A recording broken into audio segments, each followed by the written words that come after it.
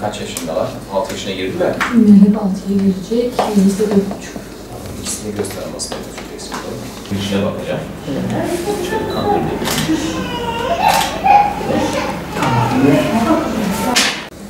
Biliyorsunuz malum bizim bölge çok sıcak. Yaz aylarında artan sıcaklıktan kaynaklı mide ağrıları da olur. Dengeli beslenme, özellikle dengeli beslenmeye dikkat etmemiz gerekiyor. Bol bol su içmemiz gerekiyor. Yani şimdi ASM'ye geldiğimiz saat özellikle güneşin bir konumda olduğu bir saattir. Yani mutlaka koruyucu ekipmanlarımız olması gerekiyor. Eğer cilt hassasiyetiniz varsa güneş kremi kullanmanız gerekir. Öncelikle merhabalar, ben Doktor Ahmet Budak, Şırnak'ın Cizre ilçesinde Bozalan Türkiye Aile Sağlığı Merkezi'nde aile hekimi olarak çalışmaktayım. Yaz aylarında artan sağlık riskleri, sıcaklık ve nemin hem mikroorganizmaların çoğalmasını kolaylaştırması hem de vücudu zorlamasından kaynaklanır. Özellikle bölgemizde yaz aylarında 50 dereceyi bulan sıcaklıklar ciddi sağlık sorunlarına yol açar. Gıda zehirlenmeleri ve önlemler, sıcak hava bakterilerinin özellikle salmonella, eşeğiş koli ve benzeri bakterilerin gıdalarda çok hızlı çoğalmasına neden olur. Bu gıdalar özellikle süt ürünleri, et, tavuk ve deniz ürünleri olarak ele alınabilir. Çünkü bunlar çok kısa sürede bozulur. Korunma yolları ise buzdolabı en üst taraftaki bölümde 4 derece, dondurucuda ise eksi 18 derece olmalı. Dışarıda satılan açık yiyecekleri tüketmemek, et, tavuk ve deniz ürünlerini iyi pişirmek, sebze ve meyveyi bol suyla yıkamak, gerekirse bir ölçek sirke suyuyla sebze ve meyveleri yıkamak daha bir sağlıklı olur. Pişmiş ve çiğ gıdaları aynı yerde muhafaza etmemek, pikniğe gidiliyorsa da soğuk zincir olarak termos, buzaküstü bulundurmak gerekiyor. Yaz aylarında artan sıcaklıktan kaynaklı özellikle en çok karşılaştığımız sağlık sorunu ishal, bir diğer adı akut gastroenterit. Kirli su ve yiyeceklerdeki mikroorganizmaların daha hızlı çoğalır. Deniz ve havuz sularının yutulması enfeksiyon riskini artırır. Bunlardan korunmanın yolları temiz, güvenilir içme sularını kullanmak, havuz suyu, klorlanma kurallarına uyulmuş bir şekilde olan havuzlarda yüzmek, elleri sık sık yıkamak, özellikle yemek öncesi ve sonrası, şüpheli yiyecekleri tüketmemek. Bir diğer sağlık sorunu güneş çarpması. Aşırı sıcak nem vücudun terleme ile soğuma mekanizmasını zorlar.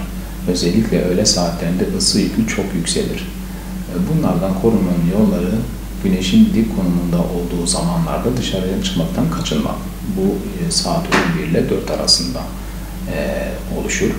İnce açık renk terletmeyen kıyafetleri giymek, şapka ve güneş gözlüğü kullanmak ve sık sık su içmek. Artan yaz sıcaklıklarına çıkan bir diğer sorun cilt hastalıkları.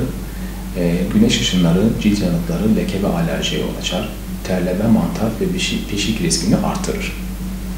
Bunlardan korunmanın yolları güneş kremi kullanmak, denize ve havuza girdikten sonra duş almak, cildi kuru tutmak, terli kıyafetleri değiştirmek. Artan yaz sıcaklıklarında çocuklar ve yaşlılar için özel önlemler alınması gerekiyor. Çocuklarda bağışıklık zayıf olduğundan dolayı enfeksiyonlar daha hızlı gelişir. Sıvı kaybına karşı düzenli su içilmeli, şekerli, gazlı içeceklerden kaçınılmalıdır.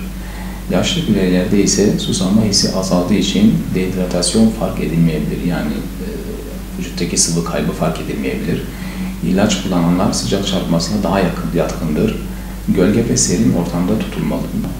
Koruyucu sağlık bilgisi nedir? Koruyucu sağlık bilgisi, hastalık ortaya çıkmadan önce alınan önlemler ve doğru yaşam alışkanlıkları bilgisidir.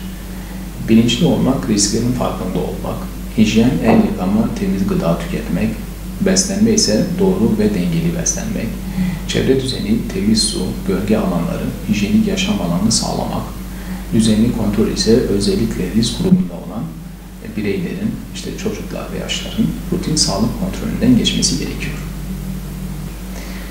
Özellikle yaz aylarında artan sıcaklıktan kaynaklı güneş çarpmaları çok önem arz ediyor. Bir de en çok daha birçok karşılaştığımız olay ise gastroenterittir, yani ishal. Yani bizim tavsiyemiz genelde işte güneşin dik konumda olduğu zamanlarda dışarı çıkmamak, saat 11 ile 4 arası. Fast food tarzı yiyeceklerden uzak durmak, el yıkama, hijyene dikkat etmemiz gerekiyor. Temiz suları tüketmemiz gerekiyor.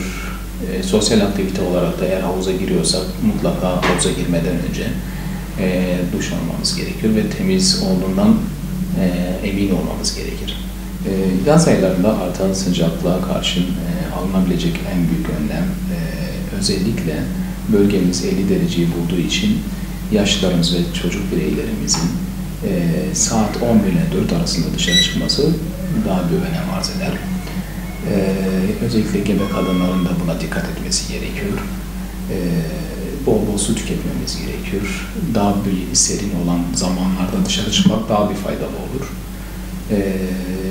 Yani dışarı çıkıyorsak da mutlaka koruyucu ekipmanlarımızın yanımızda olması gerekiyor. Şemsiye olabilir, gözlük, şapka tarzı. Eğer cildimiz hassassa mutlaka güneş kremlerini kullanmamız gerekiyor.